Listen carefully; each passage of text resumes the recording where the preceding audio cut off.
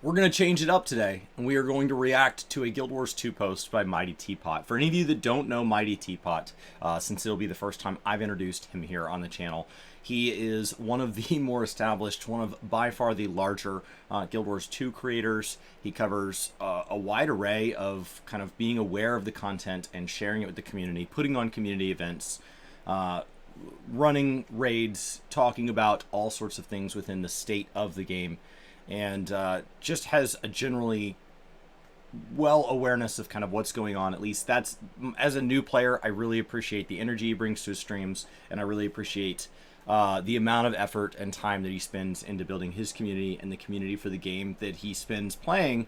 And today he's talking about everything to do in Guild Wars 2 and why.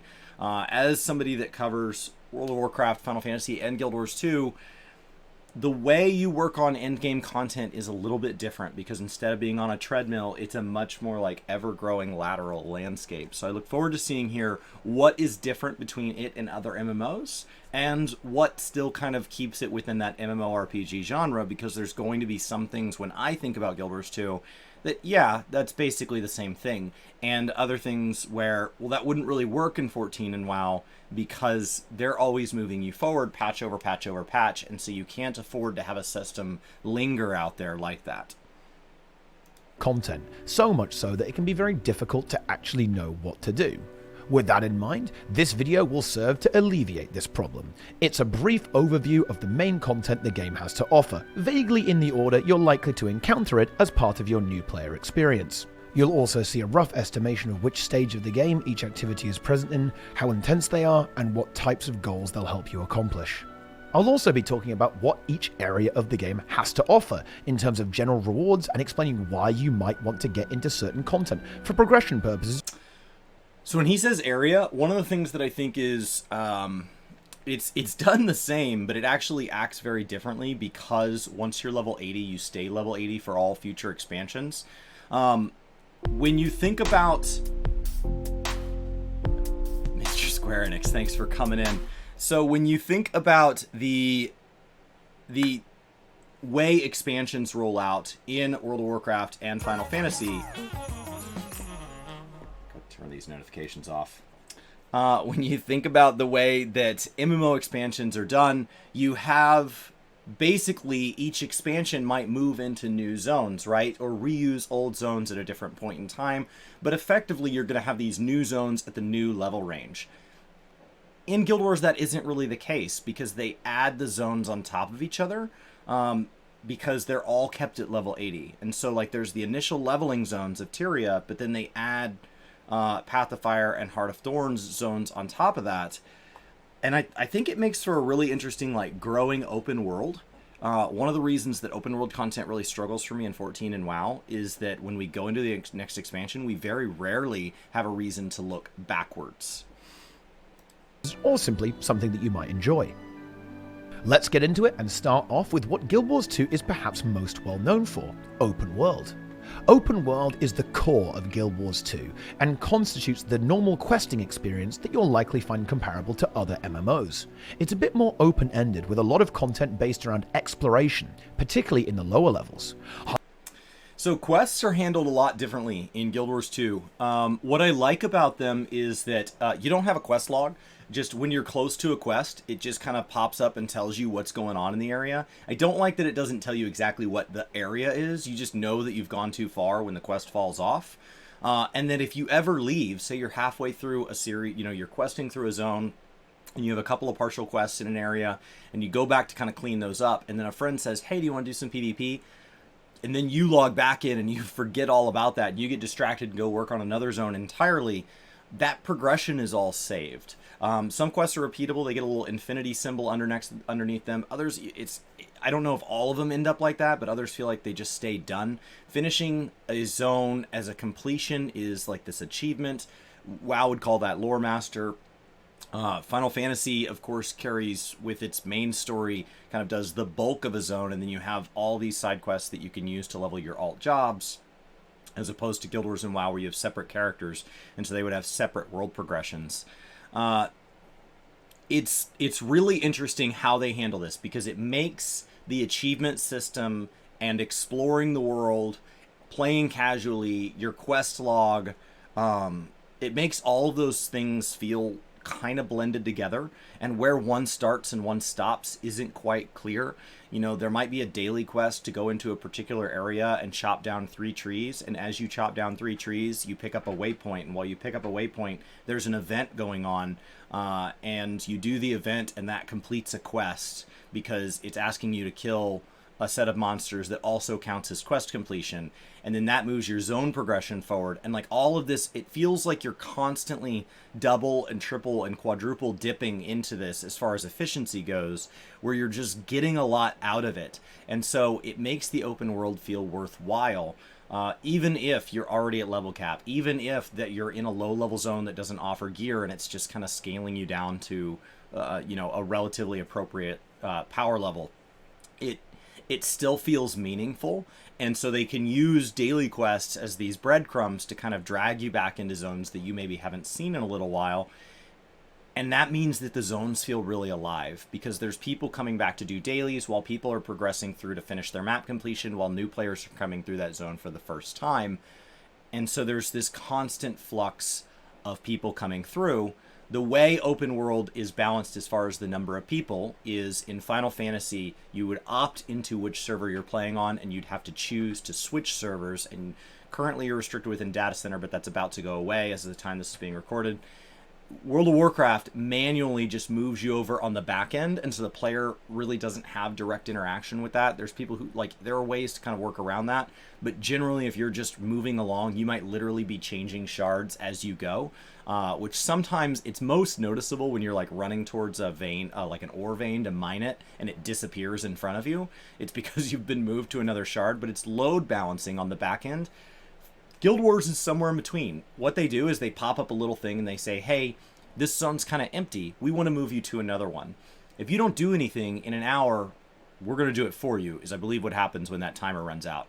But if you click yes, at your convenience, we'll move you into a more populated one. We'll give you a small little buff for a brief window of time to give you a little extra experience. I think it's like a little extra movement speed or whatever. Just kind of some courtesy stuff for the open world to say thank you for helping us load balance. But you can finish your quest, finish what you're doing, which is really nice, because sometimes if I'm heading towards an ore vein, I'll go mine that ore vein, click yes, teleport into the next one, and the ore vein's back. Is at least what it feels like, or the quest mobs are spawned again, or there's more people here, or whatever about it. It just seems to feel like I can finish what I'm doing, and then I go into a world that's more alive. So I don't know exactly what the rules on it, so some of that may be in my head, but it definitely feels like they're giving me just like a little element of control, and I think that's all I really need. Higher level content typically has more structure to it, centralized around big meta events on timers, culminating in massive boss fights. In general, the Heart of Thorns maps are very boss focused, whereas Path of Fire is more in the direction of exploration. However, both expansions have a mixture. The free-to-play game is about halfway in between, with almost every map having some kind of mega boss, and a lot of general quests, story elements, and exploration.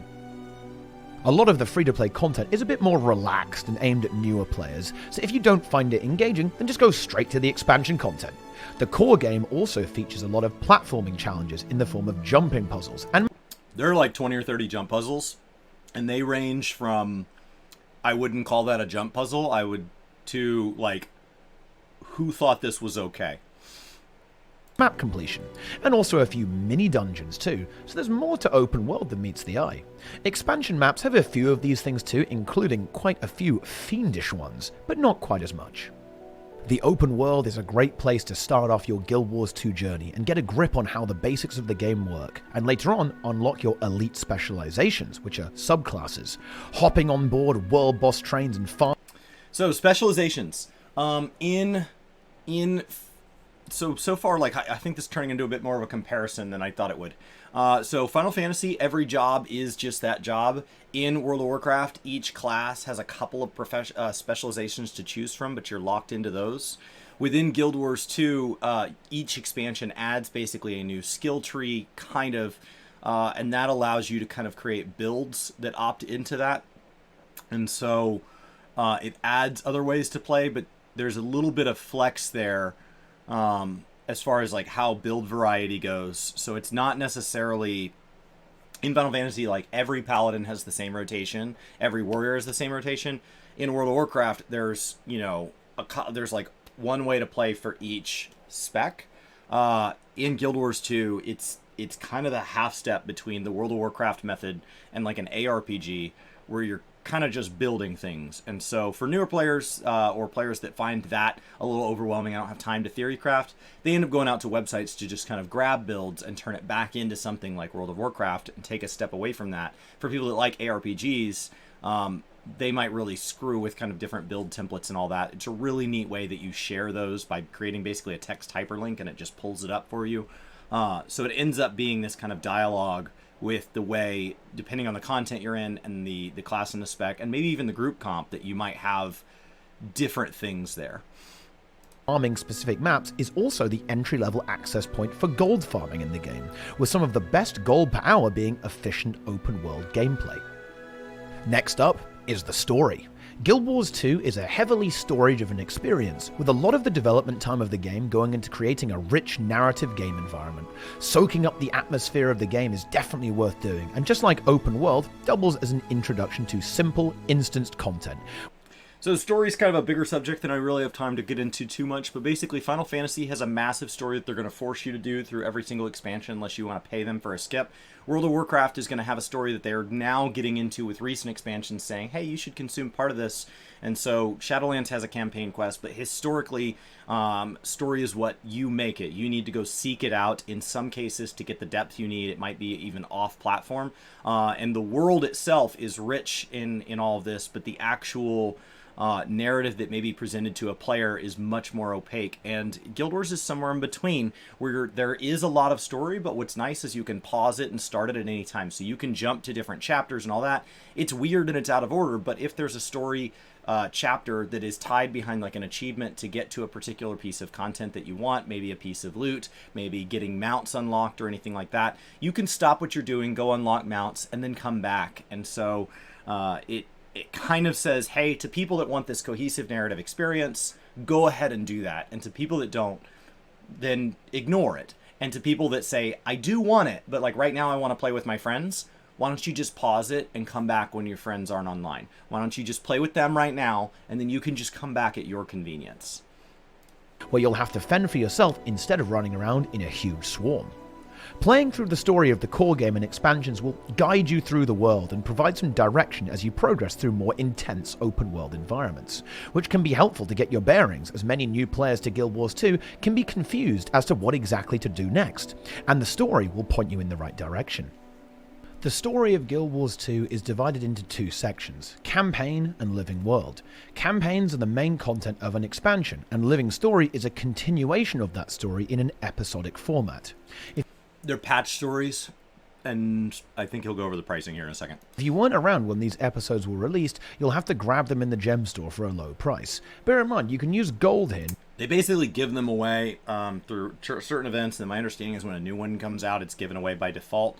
But otherwise you end up having to buy them for a couple bucks. You can buy the premium currency if you are not on the free trial. If you have ever spent money on this game, right? So you've ever been, it's a buy to play, but if you're still in the free version, you can't do this. You can buy their gems for their in-game currency. You make about 20 gold per hour in content is what I've been told. I haven't gotten to a point where I feel that I can sell the items I'm finding, so I don't make that much. And so that will buy these, but keep in mind there's no subscription. And so these living stories are a couple dollars. And so if you're somebody that's used to paying 10 to 15 bucks a month for access to a game, or you're regularly buying, this game doesn't get expansions at regular clips with living seasons being every certain, there's a lot less to buy here. And so if you know, hey, I'm coming from Final Fantasy or I'm coming from World of Warcraft and I'm used to spending $100 or $200 or $300 a year supporting this game, depending on how often you're subscribed, and then if you buy anything in addition to a subscription, Guild Wars 2 is going to be really, really easy to support on that amount of money, assuming in all three games that we're not talking about spending money on cosmetics, because that you can just go as far as you want to go. Not just real money. These Living World episodes typically unlock extra content and rewards to go after, such as unique skins, gear, and open world maps themselves to farm.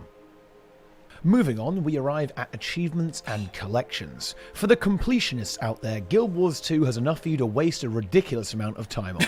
Every area of the game is covered in achievements for doing just about everything, from exploring maps to killing 250,000 players in World vs. World. So, Final Fantasy feels very separated. You have your quest log, and then you have your achievements, and you have all this. World of Warcraft, they're separate, but they're very, very fleshed out. Like, the achievement system in World of Warcraft feels more fleshed out. And so I always, with those being my primary two games that I've spent time in, as I compare those, I always think more fleshed out is better. I always think that, you know, when Final Fantasy fills a system out more, such as crafting and gathering, that the answer is to dive into a system and make that system more meaningful. And it's easy to forget that instead of making one system this big, wide, ever-scoping thing, you can actually just blend them together. And so I think the achievement system, even your dailies, are just achievements that kind of reset. We've seen that in games before, but like Guild Wars 2 just does a great job of making achievements this just massive, ongoing thing, where it's kind of always giving you things to do. It could be easier how you track them and how you see maybe some suggestions towards the types of achievements you should be working on. Maybe some like predictiveness, because it's honestly just a sea of stuff. It is absolutely your guide to how to get to 15,000 hours played. When you talk about MMORPGs, you could have two people that both have thousands of hours played get together and list off the things that they've spent that time doing, and those lists just simply won't line up because these games are that big. You would think with thousands of hours to get to a number that big, they have to be doing all the same stuff because they have to be doing everything, and that's just not true in any of these. These achievements increase your glorious achievement point count, which will eventually unlock prestigious titles, account bonuses, and even gems. Many achievements on their own also have titles, unique skins, utility items, and so on attached to them. So there's even meta achievements for like, hey, go do these 14 things across all this different content, and that's how you'll get maybe a piece, like a weapon that's unique to your specialization. It's not just about increasing numbers. Bundled into the achievement system is the collection system. Collections are a type of achievement that are pretty much long-form quests that usually have special rewards at the end, like rare cosmetics, legendary items, legendary components, or unlocking various in-game features like crafting recipes, secret gardens, or even some of the most useful mounts. Collections exist in every game mode and are also a great source of purpose. Guild Wars 2 progression is very much horizontal, not vertical, so a lot of endgame progression is tied into chasing down shiny items or items that make your gameplay more convenient or efficient. Legendary gear is a great example of this. Each game mode has a bunch of legendary items to go after, and the power of legendary gear is from being able to change the stats to anything you want, anytime, making it trivial to play whatever you want, whenever you want. Your legendaries are also shared. My understanding of the way it's going to work in End of Dragons, their new upcoming expansion, is that legendaries are even going to have more of like a shared menu. So if you have multiple characters, once you unlock a legendary, you'll kind of be able to share it across them in a very Final Fantasy-esque type way. You can do it now through like kind of passing it back and forth, but this will be a little bit different. And what this allows you to do is work on legendaries, and then because it's lateral progression, they can make legendaries incredibly expensive as far as the amount of time it takes to get one, as opposed to something like the legendary system in World of Warcraft or the relic system in Final Fantasy, where they want it to feel like it's something worth doing, and they want it to feel like it's something worth earning for people that want that something to do, that something to log in and work towards. So they need to have a grind aspect to them, but that grind aspect has to be achievable within not only the amount of time that people have per week, but keeping in mind that we only have, 2 years per expansion. And so you can't have a legendary that would take 20% of your player base 2.5 or 3 or 4 years to get to, because they're only working on it one day every other week, as opposed to a legendary could take that long if they wanted to. If they felt that was the best representation of that legendary, you could absolutely have players that it takes months to earn their legendary, because it doesn't matter, because when they get it, it stays relevant. We have now arrived at one of the biggest memes in Guild Wars 2, dungeons. As you level up through the game, you'll get mail from NPCs about dungeons. Now, dungeons are a bit of an interesting thing in Guild Wars 2 as they pretty much got abandoned on launch, replaced now by fractals, which we'll get into next. Dungeons in Guild Wars 2 does not feel like the strongest portion of the content to me, so it's interesting to hear MightyTeapot. I kind of expected him to touch on them and kind of explain a little more. They're about as difficult as Final Fantasy XIV Shadowbringers dungeons, which is not difficult. And lore-wise, like if you don't have the story prior to them going in, they have stuff going on, but not any more than like a World of Warcraft dungeon, where the first time you see it, you may not know what's going on, and the second time you've done your Covenant quest and it actually makes a little more sense, and you're like, oh, that's kind of neat.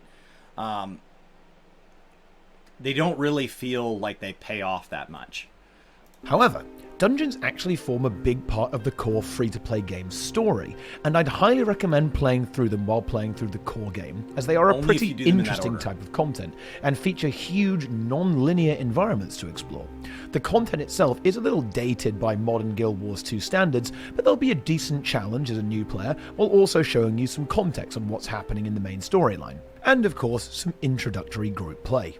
Dungeons also feature an explorable mode after beating the story mode, which was the original form of endgame PvE. More challenging and focused on lore and side stories, explorable dungeons are actually a great gold farm if you can do them efficiently. They also give a bunch of early late game gear, so if you're looking for a few items to get into the full-on endgame, they can be a solid option to get started. Dungeons in Guild Wars 2 are a bit different to other MMOs. They are heavily focused around movement rather than bosses, and doing dungeons efficiently revolves around traversing the large maps quickly using your party's full kit of stealth, teleportations, jumping, and other such skills. Where one game mode falls, another rises, and that is of course the replacement for dungeons, fractals. Fractals are the bread and butter of 5-man max level instance content in Guild Wars 2. If you've played World of Warcraft, you've seen this before. Blizzard borrowed fractals and renamed it Mythic Plus, but we've been at it here since 2012. Oh, listen to that shade. So fractals is your dungeon modifier, so it's your I don't know what game did it first, but it is definitely the add a modifier to a dungeon. Final Fantasy does it most closely with their deep dungeon roguelike system, and World of Warcraft, of course, has the Mythic Plus system, and it has been popularized A, because of the size of the game, and B, because they've taken it to a level where it's even got the Mythic Dungeon Invitational. So the Greater Rift system from Diablo, where you have these kind of modifiers for the floor, they move into fractals. This is one of my favorite systems that I've discovered so far in this game. Fractals are short and have a mixture of movement, trash mobs, mini-games, and bosses. Very much bite-sized content and are typically done daily. Each day there are 3 daily fractals to complete for great rewards, including a lot of gold, crafting materials, and a chance at best-in-slot gear. If you are never lucky and don't get any drops, don't worry, playing fractals rewards you with currencies that can be built up over time to grab gear instead. Fractals have a scaling difficulty system, starting from level 1, going all the way up to level 100, getting harder as the levels progress. But of course, so do the rewards. You have to level up your own personal fractal level one at a time to get into the tougher fractals, but someone can actually open high-level fractals and you can join. However, unless you know what you're doing, I don't recommend that. If endgame PvE is your thing, then fractals will be a core component of your daily routine, providing some of the best gold and gearing opportunities in the game. Certain fractals can even be farmed 24/7 for big money if you can handle the grind. A few fractals also have a hard mode, which is again farmable daily for even more rewards. I've accepted that. That was a mistake. That's a lot harder than I'm prepared for. However, it is worth noting that you'll probably want the expansions to play these, as most of the builds used to clear this content requires access to elite specializations, only available in the expansions. Something that a lot of MMOs neglect is PvP.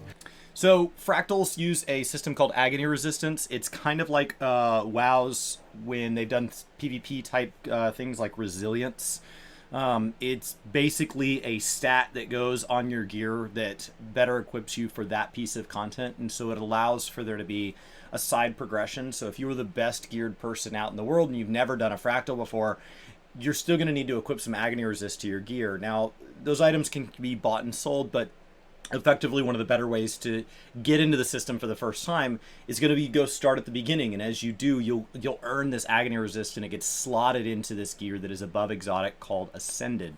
And so as soon as you have infusion slots available on your gear, then you can infuse them with this agony resist, and it kind of builds forward. It works a lot like a Diablo gem system, where like you might use some +1s to turn into +3s or whatever, and you work up your agony resist. Agony resist, I think the highest that's asked of you as a minimum to get into floor 100 is like 150 or something. You can go beyond that, because I've seen people beyond whatever number I was told was max. But it basically allows you to progress through that. There's a little red ring in the lobby area before you go into that kind of greater rift that you can step on to see how bad the agony is going to hurt in that floor. And so if it says, hey, the recommended is this, and you know you're below that, you can go stand on that, and you can get wrecked. Where that slows you down as a new player is if you jump straight into fractals, you don't have a lot of Ascended gear. There are some Ascended pieces that you can earn through doing those early fractals, and so that'll get you started in the system.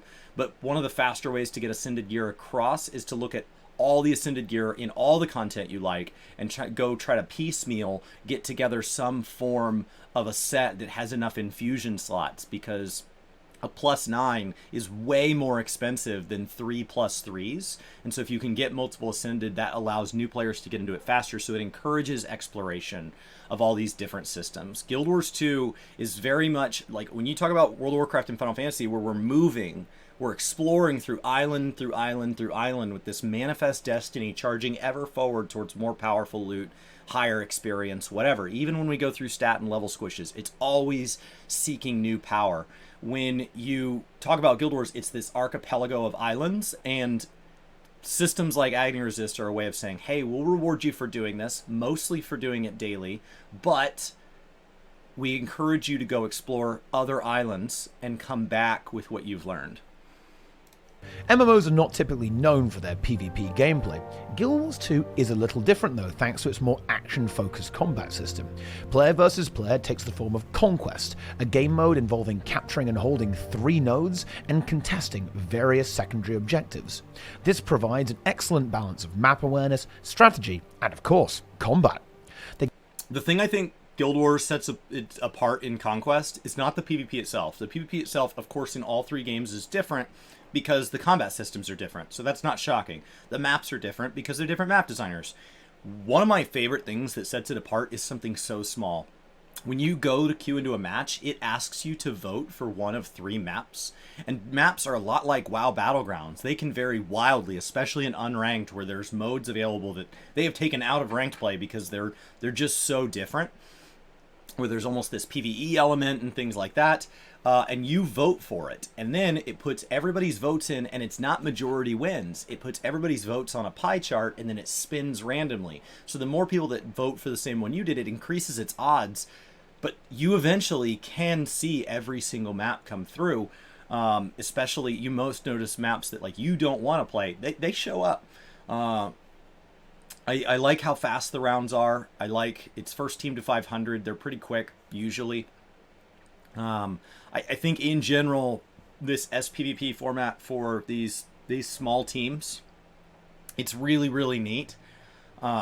You're already scaled up, which is something that we've scaled gear and stuff within PvP. I know is controversial because you want to be as powerful as you are, but you also don't want to penalize new players where it's just people stomping them because they played more, especially in a game where we don't really hit reset.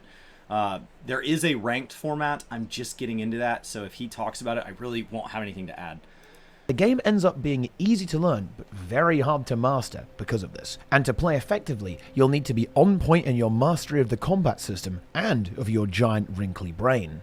The depth of the game mode prevents it from getting too stale as long as ArenaNet remembered to actually make some balance patches. The three main types of player versus player are unranked, ranked, and automated tournaments. Ranked is limited to solo and duo queue for fairness, unranked is a free-for-all clown fiesta, and automated tournaments are... You have to do some unranked to unlock ranked, so it is a fiesta, but you have to do it at first. You can't just jump straight into ranked. Scheduled events every 3 hours, requiring you to sign up with a full team of 5.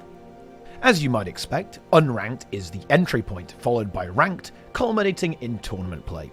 You need to get to PvP rank 20 before playing ranked, but tournaments are actually always open, so get stuck in if you want to. Player versus player is actually extremely rewarding in Guild Wars 2. You can get best in slot gear, huge amounts of gold from ranked or tournaments, and even unique cosmetics exclusive to winning massive monthly tournaments. You have some control of what rewards you get from PvP too, and you can select reward tracks from pretty much everywhere in the world, allowing you to farm the open world or even dungeons without ever setting foot in them, albeit slower than actually playing the content. What that allows you to do is choose where you're contributing to. Guild Wars sets itself apart in that in Final Fantasy and World of Warcraft, they either have to make something widely available, or they have to make something where you feel forced into a particular piece of content for its rewards. Reward tracks allows them to kind of span that gap by saying it's going to take some time, but every time you contribute in this mode, you can actually be contributing progress towards a progression track that includes some of the things you want. The closest parallel across both games are cosmetics from systems such as... it's probably... I don't know where it comes from in World of Warcraft. It's not the same, but I think irregular tomestones in Final Fantasy, the irregular tomestone events that will take rewards that are traditionally acquired another way and will make them available through running a variety of content through the game, assuming that you're willing to do an amount of it that they've deemed proportional. This allows you in PvP to say, you know what really matters to me right now is these crafting materials, or what really matters to me right now is I want that black lion chest key that's in that reward track there, or I want the cosmetics, and you can hop in and out of reward tracks at any time. So it's a really neat way to say, as you're doing this, you're of course going to get the loot from being within the system, but you're also building towards this other kind of more meta loot at your own pace and at your own choosing. Right now in PvP, I'm working on these finishing moves, and so when I finish another player off, I kind of plant this flag in their corpse, and the flag is animated and does all these goofy things, and I'm unlocking different ones. So that it's not that they matter, it's that I just picked the one I wanted. It's just shiny stuff that's at the end of this journey that I'm already on. You also don't need to be max level or have any gear to start PvPing, as stats are standardized for an even playing field and a very low barrier to entry. You can get stuck in as early as level 3. While in PvP, you'll have instant access to all skills and abilities without unlocking them in PvE. You don't have access to builds that are locked behind specializations for expansions you haven't purchased. I think you're stuck within what you've purchased. So you just set up your build and away you go. As a side effect of this, player versus player is a great way to try out different professions without actually leveling them too. Not satisfied with just open world PvE, ArenaNet added open world PvP to Guild Wars 2, World vs. World. It involves open world maps that have objectives like towers and keeps that are to be captured and held for the glory of your server. World vs. World is the only area of the game where your server matters, as you'll battle players from 2 other servers that you're matched against. Anything from huge battles with over 100 players to small skirmishes or 1v1 duels can happen here, and it's the complete Wild West, so watch out for gankers. World vs. World can be pretty brutal, so be ready for a fight. You have to even unlock the ability to mount in this zone, use your glider in this zone. It's separate from other zones. It's your servers against others, so it's the one time you can't really play with a friend who's on another server. You have to play your side, your team. So Brian can't play with me and my brothers and some friends that have been playing with us in World v World because we're on a different server. It's really, really fun, especially when you get into like huge groups that are slamming into each other At all times. In terms of rewards, you'll be noticing a theme by now. You can get yourself crafting materials, best in slot gear, and various cosmetics from World vs. World. Where World vs. World does fall down a bit is liquid gold. You don't get much of that, but the rewards are very passive, just dripping in every 5 minutes, meaning you just do your thing and get rewarded over time, as opposed to having to actually chase anything down specifically. World vs. World rewards are also a bit sneaky, allowing you to save money or time in other game modes, like unlocking elite specializations without playing open world, grabbing some transmutation charges to change your gear's appearance, or even extreme endgame optimization in the form of stat infusions, little upgrade items that give you a small boost to stats across all of your gear. Just like PvP, you can also select a reward track that contains items from all over the game. So if playing open world without being able to kill players who look at you funny isn't to your taste, World vs. World is a great way to avoid that. You use your normal gear in World vs. World, so I wouldn't recommend playing the game mode until you have decent gear and are at max level. That's not going to matter if you're in a big enough group. So if you're under geared, just go find a big group. Additionally, the meta is heavily skewed in favor of elite specializations, so for most World vs. World gameplay, you'll want to have the expansions. There are a few core builds that can be effective, but the real good stuff is in Path of Fire and Heart of Thorns. Those are all of the main game modes for the free-to-play core game, but there are a few activities that are limited to the expansions, so let's take a look at those. Bear in mind that everything mentioned for the core game is also relevant if you do have the expansions. Content in Guild Wars 2 never becomes obsolete because of the absence of vertical progression. The most recent addition to the game, and indeed the most entry level, are the Dragon Response missions. They are a form of replayable story that scales to the number of players you have, and also has difficulty settings, so they can range from solo casual story content all the way up to some entry level group content. So when you start to talk about different events and you start to talk about world bosses and some of the things that kind of just endlessly are something that people chase in Guild Wars, they use the wiki to track timers and stuff on some of them. It kind of most compares to the critical engagement skirmish system in the recent Relic grind of Final Fantasy, or the anniversary world bosses in World of Warcraft. When we go into those, when there's those world bosses up, and you go out there and you just charge in with a bunch of random people, and people are dying everywhere, and it's just chaos. That's what's happening. These bigger events that pop up, all of the different things that people do. You know, he went over world bosses a bit earlier, kind of these metas, and some of them feel bigger than others. Likely because they are different, but they all effectively are the same thing. You show up at these events, you do them with people, the event will scale appropriately, the event will handle itself, and then you all get loot for contributing. And everybody might be there for different reasons. They might be there because they're bored, they might be there for a specific piece of loot, they might be there for things that they want to sell. They might be there just to hang out with their friends or wait for their friends to hop online, and so they do need it eventually. There are all these different reasons to do these things, and so they tend to draw really big groups. They are part of the living world, so you'll need access to the Icebrood Saga to play them. The missions themselves are a blend of story and open world. I haven't done these exact things. I've just done a lot of the event type things like this. So the story element of this is something I'm really interested in. With the start of the missions being reminiscent of open world events, and then finishing off with a boss of sorts. On normal mode, these bosses are fairly easy, but on challenger mode, they can actually be quite tricky, requiring a decent bit of execution to get done smoothly. They're an excellent introduction to endgame PvE mechanics. Dragon Response missions are a great place to pick up skills useful in the endgame, such as learning the different roles of damage dealer, support, crowd control, basic group composition, and how to handle large groups of enemies without dying yourself. While you're at it, you'll be farming up Tyrian defense seals, which can be converted into cosmetic items or valuable materials. Yet another game mode introduced in the episodic living world are strike missions. Strike missions are your entrance to full-sized instance content, requiring 10 players and consisting of pure boss fight action. They are about the same intensity as fractals, but are extremely quickfire, taking around 3 to 5 minutes to complete. I think of strikes kind of as your LFR, your alliance raids. Like, they're kind of a little bit chaotic. If everybody kind of has their head on straight, you're going to get the clear. I I haven't seen these as a problem, but like that's because I'm in groups where somebody knows what's going on. And so it's the exact same as in 24-mans in Final Fantasy or in LFR.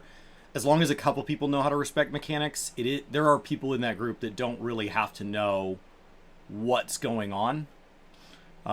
That's been my experience in there, is I've gone in as a warrior that drops these banners to buff everybody else, and I don't really have to know the mechanics. Stay alive, keep your banners on cooldown. Like, just drop your banners when you guys are fighting the thing, and everybody's going to stack up so they can all be in those banners, and that's been my job. So I don't really have to know anything more complex than that. There might be more complex things than that, but they haven't been my responsibility. Just like Dragon Response missions, they are a part of the Icebrood Saga storyline in Guild Wars 2, and give you a flavour of what the infamous raids of Guild Wars might be like. The rewards are a bit weird, but because of how quick they are to complete, they are rather good, granting a bunch of materials and a few currencies that allow you to work towards best-in-slot gear. Beating the bosses faster also rewards you, so they're a good measure of how good your DPS is. Finally, strikes have daily rewards and a weekly reward chest, which gives bonus rewards when opened for each unique strike completed that week. Strikes are a great way to start your 10-man instanced career and find out what types of compositions and skill sets, like standing on top of each other, will be required for the hardest content.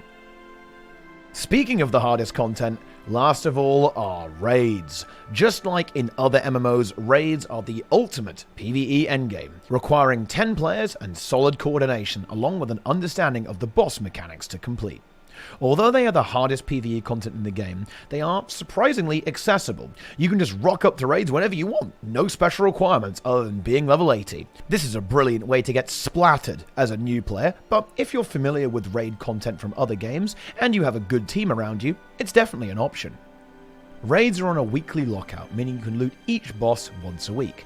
They can drop a wide range of unique skins, gear, minis, gold, semi-valuable items to sell, and even a few special fun gizmos, like a throne to sit on or a portal usable by anyone, not just Mesmers. Raids also happen to be the source for the original and most elaborate legendary armor sets, which are fully animated and quite fancy. While not the best gold per hour, the amount of best-in-slot gear you might grab for a full clear of raids is pretty much unparalleled. If you need gear to finish up your main, try a new build, or get a second character up and running, then raids are the place to be. Most raid bosses are a pretty significant step up from anything except challenge mode fractals, and will test veteran players.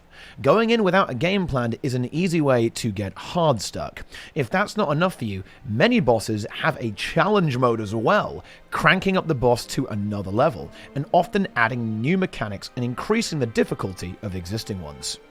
Before trying out raids, I'd recommend being confident in your profession, knowing what your buttons do, having some great gear, and being able to easily clear pretty much everything else in the game. That's not all for raids though. Raids take place in incredible environments, with lots of tasty lore nuggets tangential to the main storyline of Guild Wars 2, and are some of the best produced content in the game. Some raids, although mostly linear, are of the same scale as an open world map. Most content within raids is very boss-focused, with a few little puzzles or trash mobs between encounters to set the scene or hint at mechanics. But there is a very low amount of downtime in raids, much like the rest of the game, so action is always around the corner. With those final details on raids behind us, that concludes this content guide for Guild Wars 2 in its current form. ArenaNet love to add more game modes, so I'm sure this might need to get remade at some point in the future. This list wasn't even totally exhaustive, as there are a bunch of niche activities such as mount races and of course player-created game modes like Guild vs Guild Deathmatch, so bear that in mind as well. Guild Wars 2 really has an insane amount of activities to offer, and you're almost certain to find something that you like. And the inherent accessibility and quality of life of the game makes it very easy to try out anything whenever you choose to. If you have any questions about any of the game modes or activities, then drop a comment or hop on my community Discord and we'll get any query sorted out in double quick time. You can also catch me and the crew streaming the entirety of Guild Wars 2 on Twitch nearly every day. So if you want to have your mind expanded before your very eyes, then definitely get in on the action. Thanks for watching, subscribe for more, and I'll see you next time. I don't know how he keeps his inventory so clean. This game showers you with loot. I know that may not look clean, just trust me, if you play this game for more than, I don't know, 10 hours, you're just going to be slammed for loot. Huge thanks to Mighty Teapot. I think he's definitely a good advocate for the game. He's one of the larger, more well-known and well-versed creators during daytime hours here in the US to watch on Twitch. So in the 14 community, very much kind of like Zeppla or Happy, really knows the game, is a good advocate for it. And so I think that's it. That's a nice comparison there. And I appreciate you guys inviting me to come react to some of his content where he gets a chance to talk about Guild Wars 2 and I get to relate it to other things in gaming, kinda.